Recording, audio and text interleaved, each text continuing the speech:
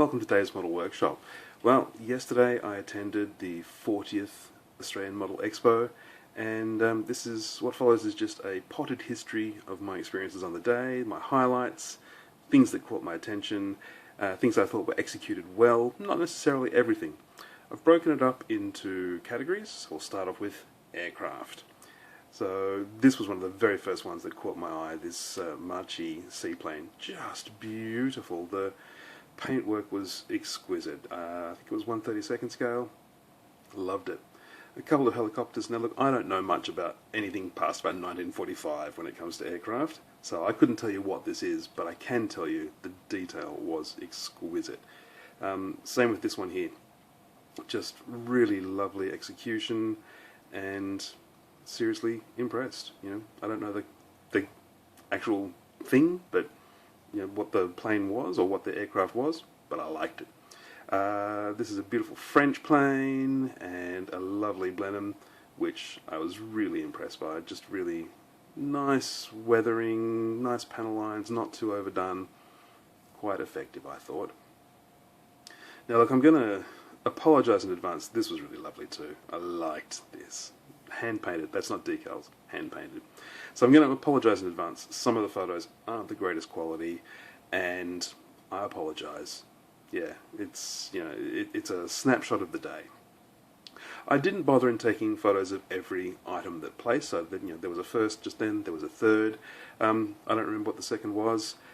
I really just grabbed the ones that caught my eye and really appealed to me. Look at the metalwork on this, the bare metal foil. It's just beautiful, really impressive.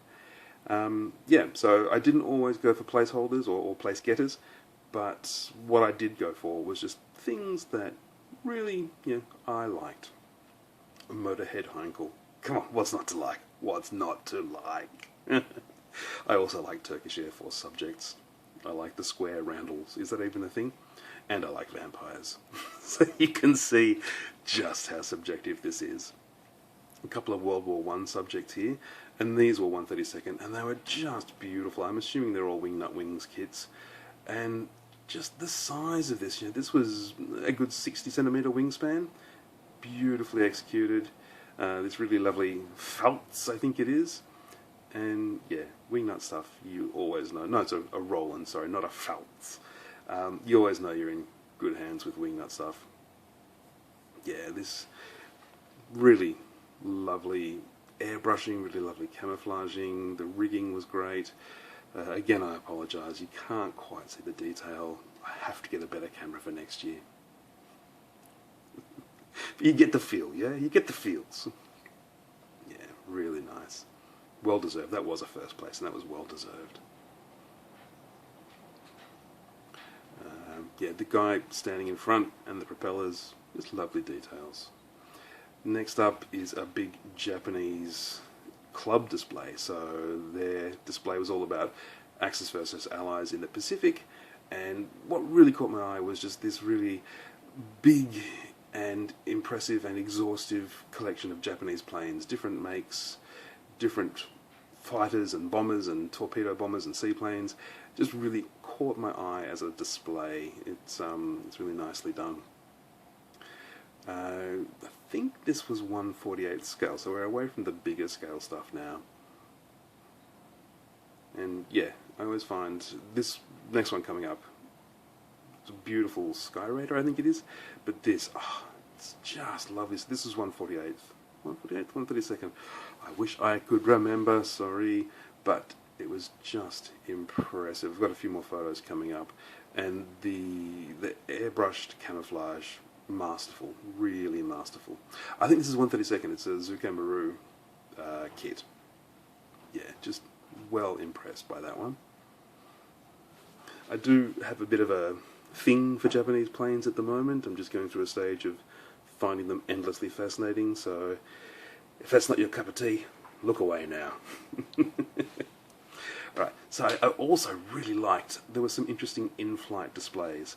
So I know a couple of modelers out there in cyberspace have a real thing for in-flight displays and where it's done well. And these I thought were a couple where they were executed really nicely, really imaginatively. There's a Dan Buster's bomb behind just there, you can see. Yeah, quite often yeah, that sticker perspex right up its bum and hope that it looks good doesn't really work. Those were quite nice.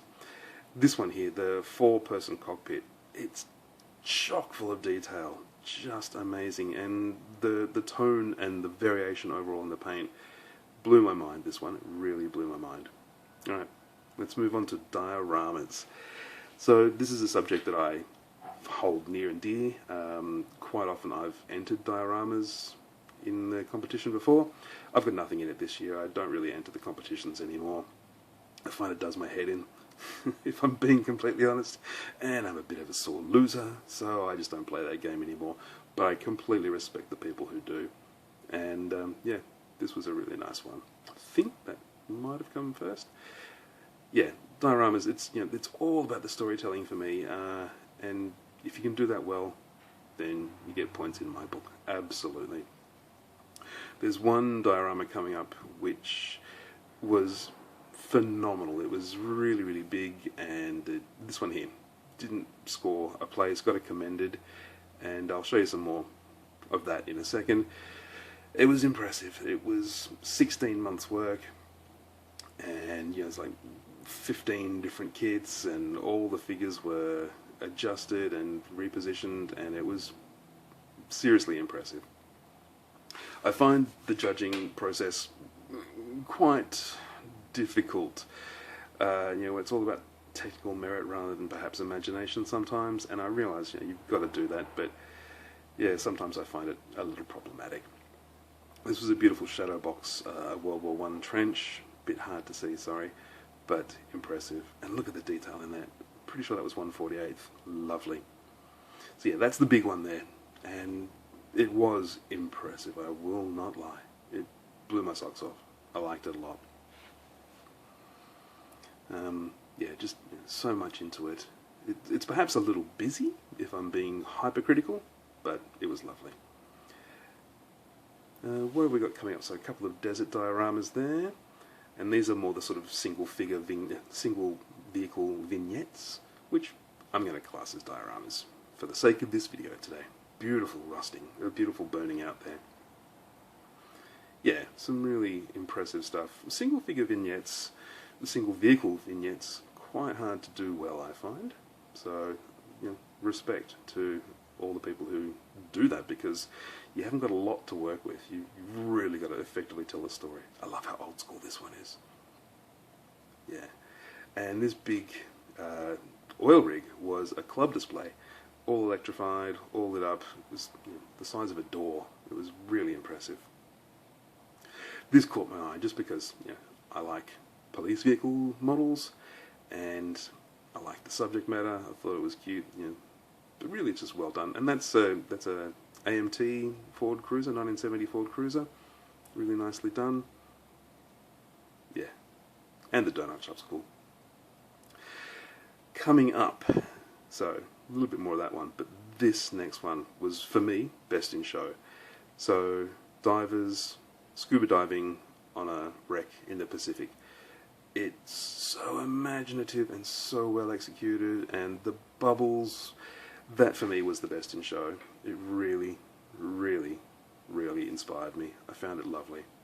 Just everything about it reeks of honesty and, close to true, as close to reality as you can get.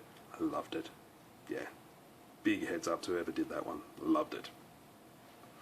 This one's a big, ambitious one. I really liked this as well, just for the scope of it.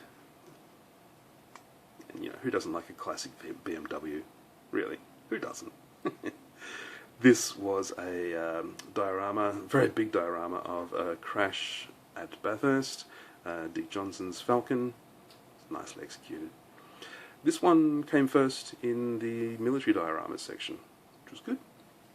Alright, so military, these are more single vehicles, not really dioramas, just vehicles. So, we'll start off with a Renault. Like I said, I know anything up to about 1945, I've got a fair idea what it is. Post 1945, I'm useless. I like this Sherman.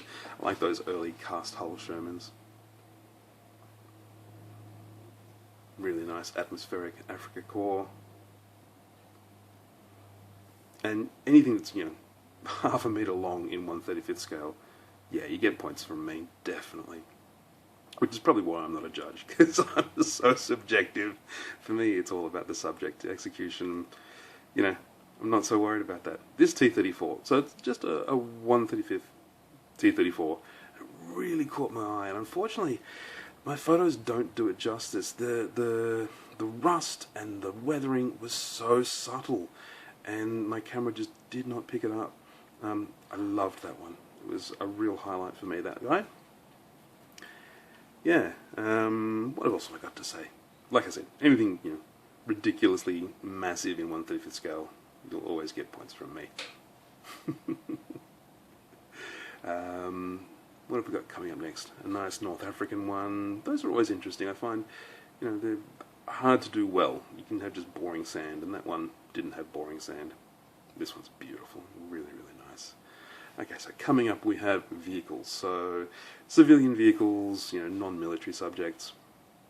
I really liked this first one, which was Lady Penelope's Rolls Royce from Thunderbirds. It was just very cool. This was stunning by a guy called Julian Hosmer, and just so beautifully done. I can see why I got first. It was just lovely. This, very cool. The New Zealand guy who broke the world speed record. And a tractor, because I like tractors. A couple of hot rods. Oh, that's really out of focus. Sorry, people. I apologise for that. Yeah, no, there's not as many entries this year, I found. I think a few people said, last year, post-COVID, it was a bumper year for entries. This year, not quite as many as I'm used to, but the quality was really, really good. Alright, figures, here we go. So, there's a couple coming up here by a friend of mine, a guy called Ben Flood, who flew from Brisbane for the show, and I think he did quite well. I think he cleaned up quite nicely. And just, if you can do figures well, look how dark that photo is. Apologies. If you can do figures well, it's a work of art, effectively. The difference between a good figure and a poor figure is streets apart, and this was just lovely. Not sure who did this, but the Captain Mannering figure, it's just perfect. I think that got a place, and well deserved. Really, really well deserved. I loved that one. That was probably my second favourite in the whole show. Actually, no. Third favourite.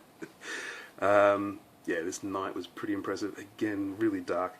Oh, the lighting at the venue kills me every year. It's glary spotlights, and it's kind of blue all over, and they've got these big bright windows behind.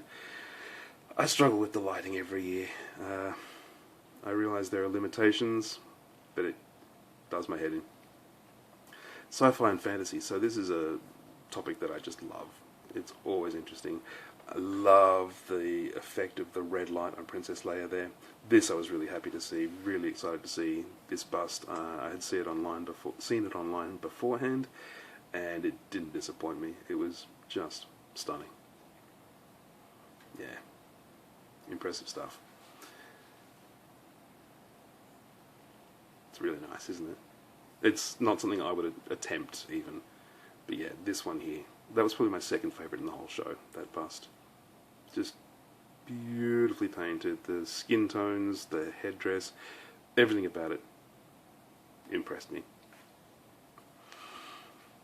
More interesting lighting effects. I painted on lighting from sort of a neon light that's out of the model itself.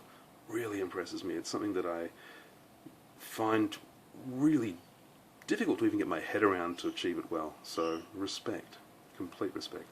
Fantasy's always fun. It's really good subjects.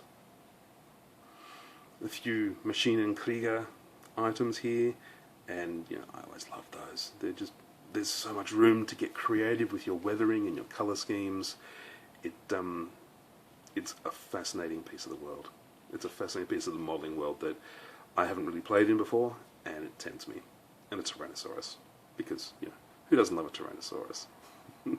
What I find cool about Model Expo is the inspiration that I get. I see all these photos, I see, how clever is that? And I see this stuff and I go, oh yeah, I love modelling again.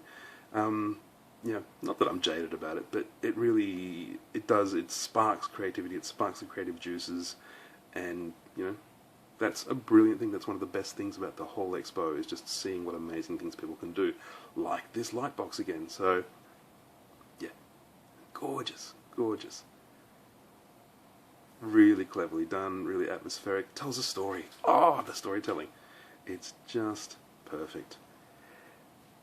This won a great painting prize on the day, and Mad Max, because, you know, I'm a child of the 80s in Australia, so of course I like Mad Max and the last of the V8 Interceptors. Yeah, the fantasy section this year was really good. It's nice to see that side of the hobby just kicking on stronger and stronger every year. And then my last category is ships. It's something that I like, and it's always really underrepresented, I find. There's just, you know, compared to everything else, ships is the section that gets the least entries, it seems, and I guess, you know, so much work involved in these things. That's a paper model. Paper model. Can you believe it? Amazing. I liked this King George V just because, you know, it's a classic Tamiya kit, and it's chock full of detail. Slightly blurry in my photo, sorry. And this Yamato, I think it was 1/200 scale. It's the size of a door. It's amazing.